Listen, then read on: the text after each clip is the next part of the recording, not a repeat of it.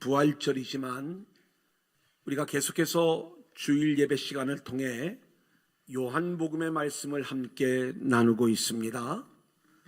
놀랍게도 이 말씀이 부활절 말씀과 연결되어지는 것, 물론 성경의 모든 내용들이 다 연결을 시키고자 하면 연결이 되어지겠지만 오늘 부활절을 맞이하면서 우리가 오늘 공부할 차례인 이 두 번째 표적 이야기, 왕의 신하의 아들이 살아나는 이 이야기가 부활절과 어떻게 연결되어지는지, 특별히 아들이 살아나는 이야기는 예수님의 부활을 보여주는 놀라운 복음을 품고 있는데, 오늘도 주시는 말씀을 통해 저와 여러분 모두가 함께 은혜 받는 귀한 시간들이 될 수 있기를 소원합니다.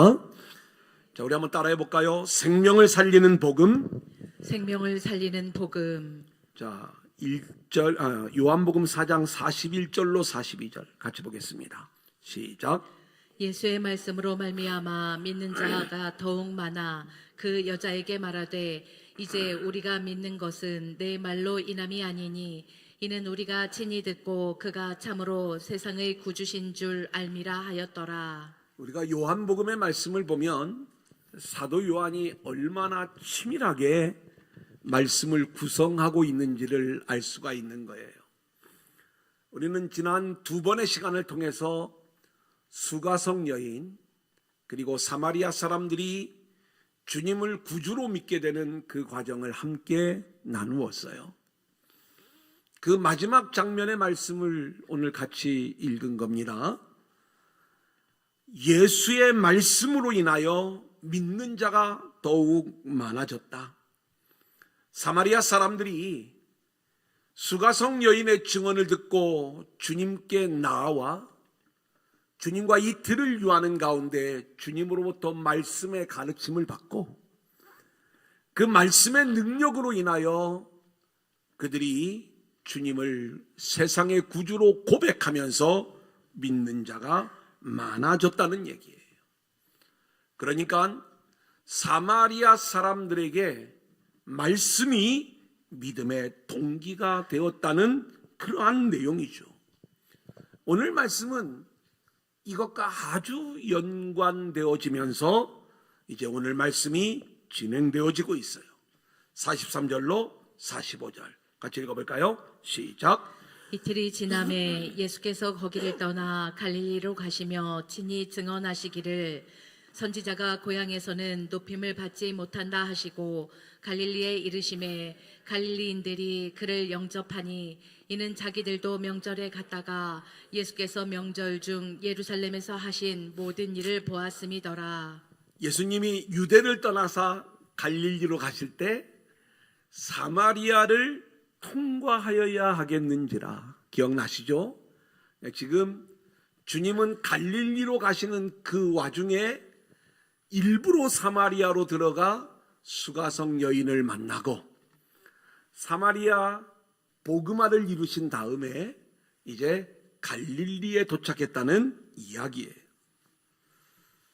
자, 그런데 우리 주님이 뭐라고 말씀을 하시냐면 선지자는 고향에서 높임을 받지 못한다. 자, 그런데 놀랍게도 45절 말씀을 보면 갈릴리 사람들이 우리 주님을 열렬히 환영하는 모습을 보게 되는 거예요. 이 갈릴리 사람들이 주님을 환영하고 있음에도 불구하고 왜 주님은 선지자가 고향에서 높임을 받지 못한다고 말씀하고 있는가? 거기에는 이유가 있는데 지금 갈릴리 사람들이 주님을 환영하는 이유를 설명해 주고 있어요. 이 갈릴리 사람들이 명절에 예루살렘에 가보니까 예수님이 갈릴리 출신, 나사렛 출신의 선지자였는데 예루살렘에서 많은 기적을 행하고 인기를 얻고 있는 거예요. 그 모습을 보고 예수님이 자기 고향 갈릴리로 왔을 때 많은 사람들이 열렬히 환영하는 모습이에요. 하지만 예수님은 이러한 갈릴리 사람들의 영접을 인정하지 않고 있어요. 예수님이 행하신 기적을 보고 자기의 유익을 위해 예수를 믿는 자들은 이게 올바른 예수 영접이 아니라는 것을 우리 주님이 말씀하고 계신 것이지요. 자, 거기 묵상을 보겠습니다. 사마리아 사람들은 이제 말씀으로 인하여 예수를 구주로 믿기 시작을 했어요. 그러니까 말씀만 듣고도 주님을 영접한 사마리아 사람들의 진짜 주님 영접과 기적을 보고 자기 유익을 위해 주님을 영접하는 갈릴리 사람들의 가짜 주님 영접이 비교되고 있는 말씀이에요.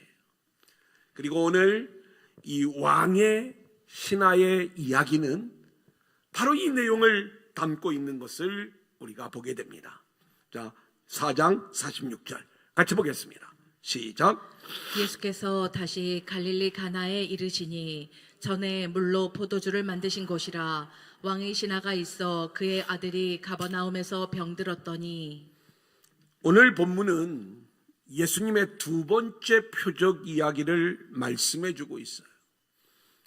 우리가 실제로 이미 주님은 예루살렘에서 많은 표적을 이루었는데 사도 요한은 갈릴리 가나에서 있었던 물로 포도주를 만드신 그 사건을 첫 번째 표적이라고 그 순서를 정해놓고, 그리고 오늘 왕의 신하의 아들을 살리신 사건을 두 번째 표적이라고 이야기하고 있는데, 이 첫 번째 표적과 두 번째 표적이 연결되어지면서 그 무대가 갈릴리 가나인 거예요. 우리가 좀 알아야 될 것이 있습니다.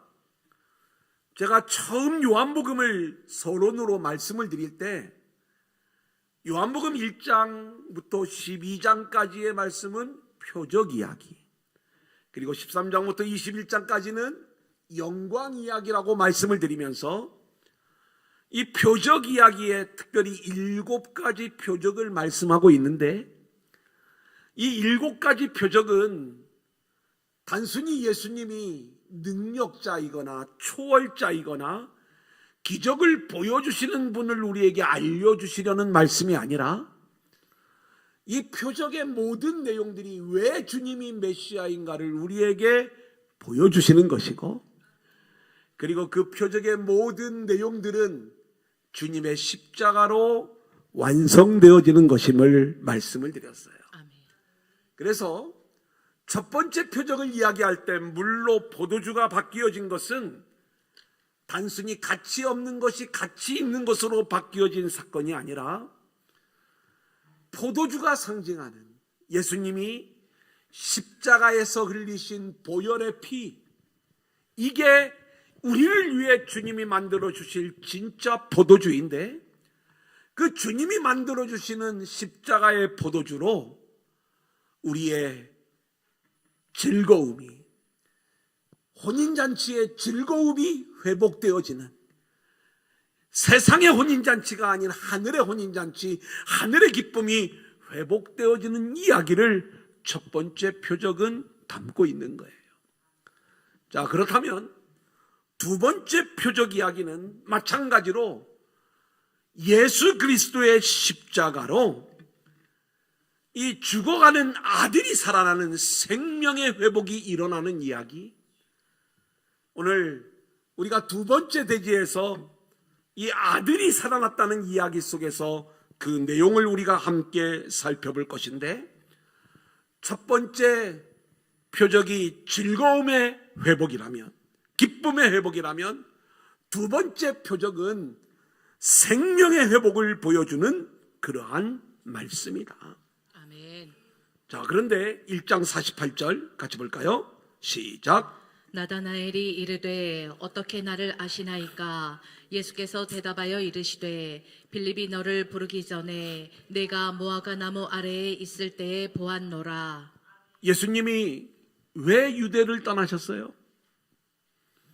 그것은 예수님이 유대에서 인기를 얻어갈 때 뭔가 자기 영광, 자기 유익을 위하여 세례 요한을 쫓았던 사람들이 예수님께로 몰려들자 그것은 참된 신앙이 아니라는 것을 말씀하시면서 예수님이 사마리아로 그리고 갈릴리로 오신 거예요. 자, 그런데 이 갈릴리에서도 가장 변방에 있는 가나, 이 가나는 아주 가난한 갈릴리 변방의 작은 촌동네였어요. 나다나엘 이야기를 여기에 기록한 것은 이 가나가 나다나엘의 고향이었는데 너무나 가난한 동네여서 회당이 없기에 무화과 나무 아래에서 율법을 읽을 수밖에 없는 이 가난한 동네, 유대의 중심부도 아니고 갈릴리에서도 변방에 있는 초라하고 작은 마을 가나에서 우리 주님은 복음의 놀라운 일들을 우리 가운데 보여주고 있는 거예요. 하늘의 기쁨, 생명을 회복시키시는 예수님의 사역이 갈릴리 가나에서 시작되어지면서 첫 번째 표적, 두 번째 표적의 중심지가 되어지고 있는 거예요. 사랑하는 여러분, 가나라고 하는 말 자체가 얻다, 회복하다라고는 의미를 가지고 있어요. 2025년 부활절 아침 우리 인생에 이 가나에서 있었던 기쁨의 회복, 생명의 회복이 우리 안에 이루어질 수 있기를 소원하는데, 아멘.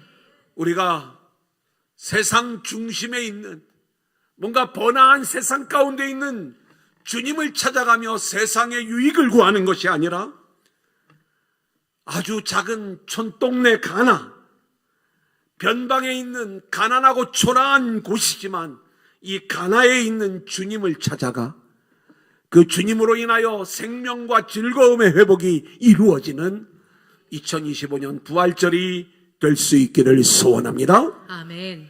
자, 46절 하반절부터 47절입니다. 같이 볼까요? 시작. 왕의 신하가 있어 그의 아들이 가버나움에서 병들었더니 그가 예수께서 유대로부터 갈릴리로 오셨다는 것을 듣고 가서 청하되 내려오셔서 내 아들의 병을 고쳐 주소서 하니 그가 거의 죽게 되었음이라.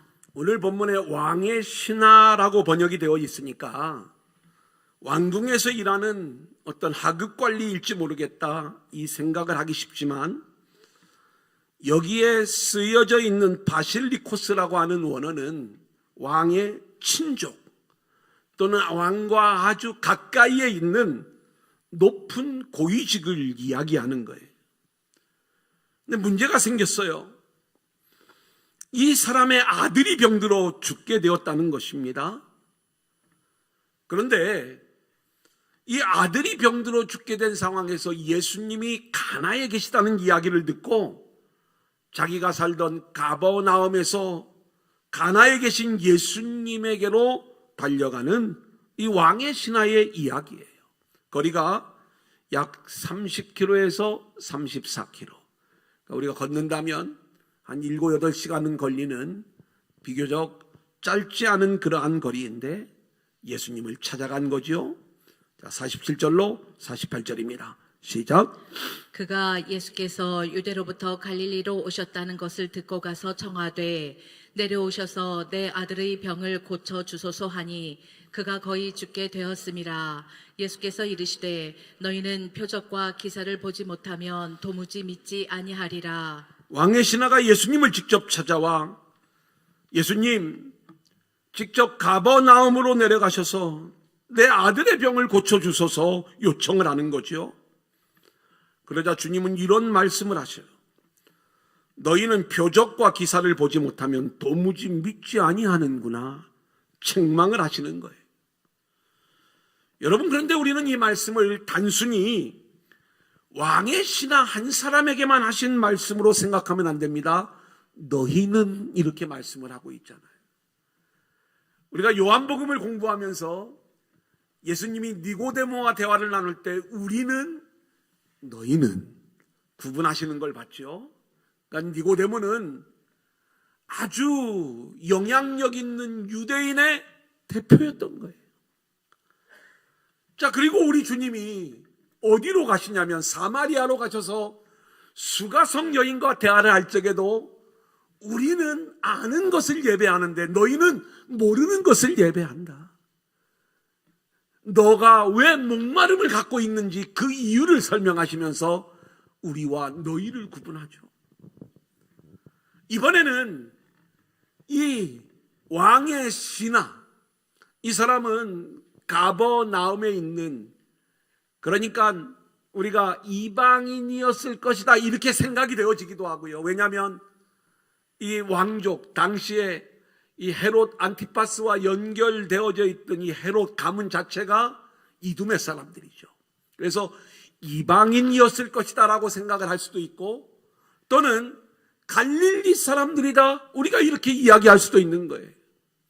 자, 예루살렘에 있는 유대인들, 사마리아 사람들, 그리고 갈릴리 사람 혹은 이방인들, 우리가 이들에게 우리 주님은 차례로 찾아가시면서 우리와 너희를 이야기해 주고 있는 거예요.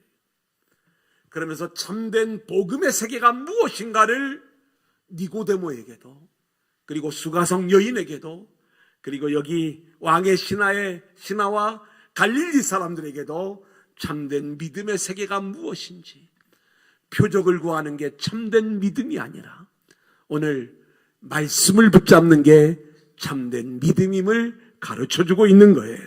아멘. 자, 49절로 50절 같이 보겠습니다. 신하가 시작. 신하가 이르되 주여 내 아이가 죽기 전에 내려오소서. 예수께서 이르시되 가라 내 아들이 살아있다 하시니 그 사람이 예수께서 하신 말씀을 믿고 가더니. 아들이 죽어가는 상황, 왕의 신하의 마음이 급하지요. 그래서 주님께 내 아이가 죽기 전에 내려와 달라는 요청을 하는 거예요. 그런데 주님이 놀라운 말씀을 선포하세요. 내 아들이 살아있다. 말씀으로 이 아들을 고쳐주신 거예요. 더욱 놀라운 것은 왕의 신하가 예수님이 하신 말씀을 그대로 믿고 돌아갔는데 믿음 그대로 아들이 살아나는 기적을 체험하게 되는 거예요. 아멘. 자, 우리 한번 따라합니다. 생명을 살리는 말씀. 생명을 살리는 말씀. 1장 14절 같이 읽겠습니다. 시작. 말씀이 육신이 되어 우리 가운데 거하심에 우리가 그의 영광을 보니 아버지의 독생자의 영광이요 은혜와 진리가 충만하더라. 지금 생명을 살리는 말씀은 예수님을 보여주고 있는 거예요. 아멘. 예수님은 태초부터 계신 말씀으로서 말씀이 육신이 되어 우리 가운데 거하신 분으로 말씀하고 있지요. 아멘. 우리는 요한복음 1장을 공부할 때 말씀으로 오신 예수님, 빛으로 오신 예수님을 이야기하면서 말씀이 우리 안에 이루시는 두 가지 중요한 사역을 함께 나눈 적이 있어요. 하나는 창조 사역이고 또 하나는 생명 사역, 구원 사역임을 말씀을 드렸죠. 그러니까 지금 이 죽어가는 아들이 살아나는 이야기는 생명을 살리는 말씀의 사역이요 말씀으로 오신 그리스도의 사역임을 우리 가운데 보여주고 있는 거예요. 아멘. 우리는 오늘 이 피योग 이야기 속에서 복음의 말씀만이 죽은 영혼을 살릴 수 있음을 믿어야 될 줄로 믿습니다. 아멘. 이 두 번째 표적 이야기는 단순히 병을 낫게 하는 치유 이야기, 기적 이야기가 아니라 죽은 자를 살리시는 예수님의 구속 사역의 예표적 사건으로서 말씀으로 오신 주님으로 인하여 죽은 자가 살아나는 이야기인 거예요. 아멘. 예수님은 지금도 말씀으로 죽은 영혼들을 살리시는 줄로 믿습니다. 아멘. 그러기에 우리는 말씀 없이 죽은 자로 살아갈 것이 아니라 언제나 말씀을 붙잡고 영원한 생명의 주인공으로 살아가는 저와 여러분들이 될 수 있기를 소원합니다. 아멘. 자, 두 번째 우리 한번 따라합니다. 내 아들이 살아있다. 내 아들이 살아있다. 다시 우리 자신을 향해 내가 살아있다. 내가 살아있다. 주님의 이 놀라운 음성이 우리에게 들려질 수 있기를 소원합니다. 아멘. 자, 51절 52절 같이 볼까요? 시작. 내려가는 길에서 그 종들이 오다가 만나서 아이가 살아있다 하거늘 그 낫기 시작한 때를 물은즉 어제 7시에 열기가 떨어졌나이다 하는지라. 왕의 신하가 예수님의 말씀을 믿고 가버나움으로 돌아가는 거예요. 그런데 종들을 만났는데 언제 이 아이가 낳기 시작을 했느냐 물으니까 어제 7시라고 대답을 하는 거예요. 그러니까 우리가 놓치지 말아야 될 것은 예수님이 말씀을 하신 후에 믿고 갔다라고 이야기했을 때 왕의 신하가 하루 더 머물다가 갈 수밖에 없었던 피치 못할 사정이 있었다는 거예요. 그래서 제가 수가성 여인 이야기를 말씀을 나누면서 요한복음의 시간은 유대 시각이 아닌 로마 시각으로 기록되었음을 말씀을 드렸죠. 로마 시각이 철저히 로마 시각으로 기록이 되어졌기 때문에 이 시간은 어제 7시라고 했을 때 어제 저녁 7시로 보는 게 맞아요. 가버나움과 가나는 걸어서 7, 8시간이 걸리는 거리, 밤길에 돌아갈 수가 없었어요. 그래서 어쩔 수 없이 하룻밤을 지내고 그 다음날 아침 가버나움으로 돌아가는 길에 가버나움에서도 그 아들이 낳기 시작한 시간이 어제 7시잖아요. 저녁이에요. 그 밤에는 출발할 수 없었기에 그 다음날 아침 출발하면서 오다가 둘이 만난 거예요. 그러니까 우리는 이 7시라고 하는 이 시간이 로마 시각으로 어제 저녁 7시로 보는 것이 옳다. 우리가 이렇게 말씀을 드릴 수가 있겠습니다. 근데 중요한 게 있어요. 여러분들이 요한복음을 이렇게 공부를 하다 보면은 사도 요한은 숫자와 시간에 아주 민감한 것을 우리가 느끼게 됩니다.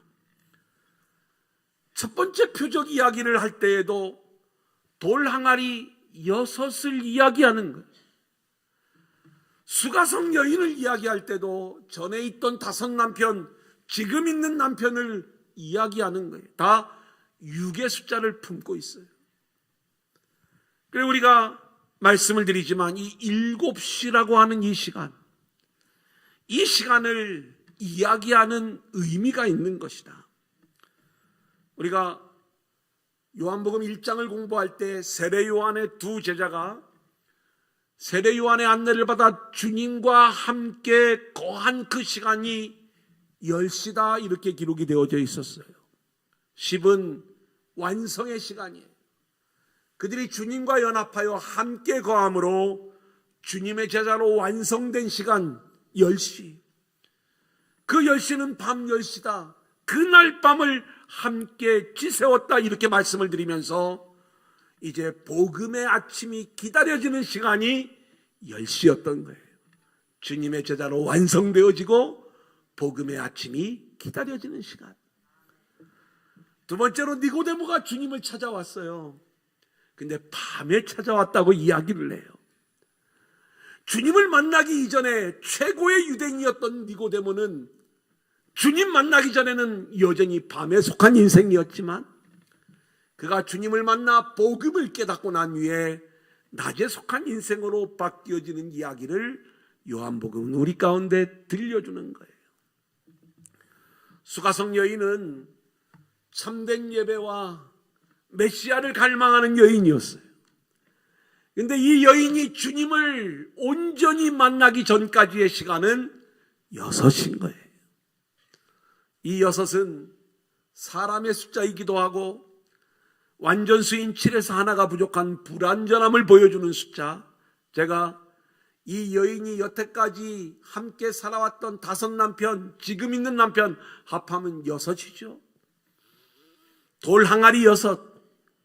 그런데 이렇게 여전히 주님을 알지 못하여 인생의 목마름을 느낄 수밖에 없었던 6에 속했던 이 수가성 여인이 이제는 7번째 남편으로 대신된 주님을 만나 인생의 목마름이 해갈되는 이야기, 이게 수가성 여인의 이야기다 말씀을 드린 거예요. 오늘 이 아들이 낳는 시간이 7시인 거예요. 성경에서 7은 맹세, 언약을 보여주는 거지요.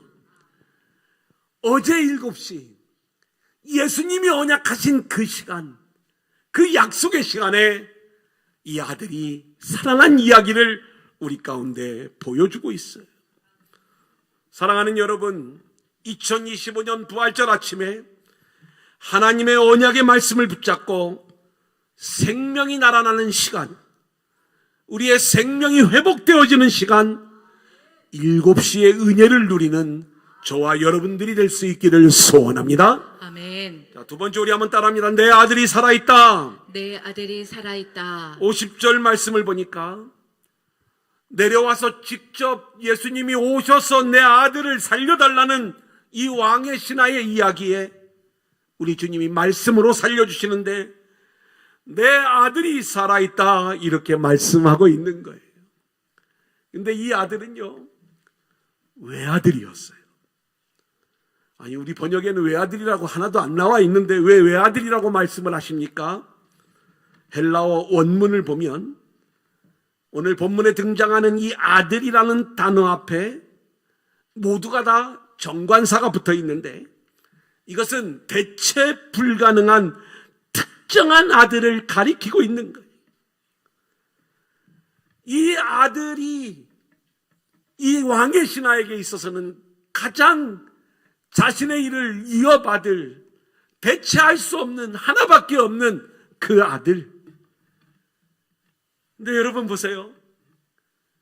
하나님의 외아들이 죽으심으로 이 왕의 신하의 외아들이 살아나는 그 이야기를 보여주고 있는 말씀이 오늘 본문의 이야기거든요.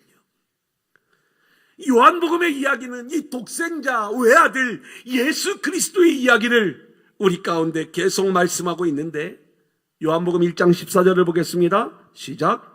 말씀이 육신이 되어 우리 가운데 거하심에 우리가 그의 영광을 보니 아버지의 독생자의 영광이요 은혜와 진리가 충만하더라. 아버지의 독생자 외아들이 영광으로 이 땅에 오셨다는 거예요. 18절 시작. 본래 하나님을 본 사람이 없으되 아버지의 품속에 있는 독생하신 하나님이 나타내셨느니라. 독생하신 하나님, 독생자 예수가 나타났다는 거예요. 3장 16절 시작. 하나님이 세상을 이처럼 사랑하사 독생자를 주셨으니 이는 그를 믿는 자마다 멸망하지 않고 영생을 얻게 하려 하심이라. 사도 요한은 요한복음 전체를 통해서 외아들, 독생자, 헬라어로 모노게네스 이 이야기를 우리 가운데 들려주고 있는 거예요. 하나님의 외아들이신 예수님께서 죽어가는 인간의 외아들을 살려내시는 이야기가 오늘 두 번째 표적 이야기인 거예요. 죽어가는 인류의 외아들은 우리 모두를 이야기하는 거예요. 예수님이, 하나님의 외아들 예수님이 십자가를 통해서 죽어가는 모든 인류의 외아들, 저와 여러분을 살려내는 이야기. 아멘. 이 이야기가 두 번째 표적 이야기인 거예요. 로마서 8장 32절입니다. 시작. 자기 아들을 아끼지 아니하시고 우리 모든 사람을 위하여 내주신 이가 어찌 그 아들과 함께 모든 것을 우리에게 주시지 아니하겠느냐. 죽어가는 왕의 신하의 외아들은 죄로 인하여 죽음 상태에 있는 우리들의 모습을 보여주고 있어요. 죽어가는 아들을 살리려는 아버지의 마음이 왕의 신하의 모습 속에 담겨져 있는 거예요. 죄로 인하여 죽을 수밖에 없는 우리들을 살리시려는 하나님 아버지의 긍휼의 그 마음이 이 왕의 신하의 모습 속에 담겨져 있는 거예요. 그렇다면 예수님의 두 번째 표적 이야기는 단순한 치유 이야기가 아니라 죽어가는 인간의 외아들을 살리기 위해 이 땅에 오신 하나님의 외아들 예수의 이야기로서 예수님은 십자가와 부활로 이 모든 일을 이루어내신 줄로 믿습니다. 아멘. 묵상입니다. 두 번째 표적 이야기를 단순한 치유기적 이야기로 읽지 마십시오. 하나님의 외아들이신 예수님이 말씀으로 이 땅에 오셔서 십자가를 지심으로 죽어가는 인류의 외아들을, 저와 여러분을 살려내신 줄로 믿습니다. 아멘. 자, 이제 한번 따라합니다. 믿음으로 사는 자. 믿음으로 사는 자. 50절로 51절 또 한번 읽겠습니다. 시작. 예수께서 이르시되 가라 내 아들이 살아있다 하시니 그 사람이 예수께서 하신 말씀을 믿고 가더니 내려가는 길에서 그 종들이 오다가 만나서 아이가 살아있다 하거늘. 왕의 신하는 예수님의 말씀을 믿고 돌아가는 거예요. 말씀을 붙잡은 거예요. 아멘. 그리고 그 믿음 그대로 아들이 살았다는 소식을 듣게 되고 이 놀라운 은혜와 회복의 주인공이 되는 거예요. 아멘. 말씀을 믿는 믿음, 말씀을 붙잡는 믿음이 생명을 얻는 길인 줄로 믿습니다. 아멘.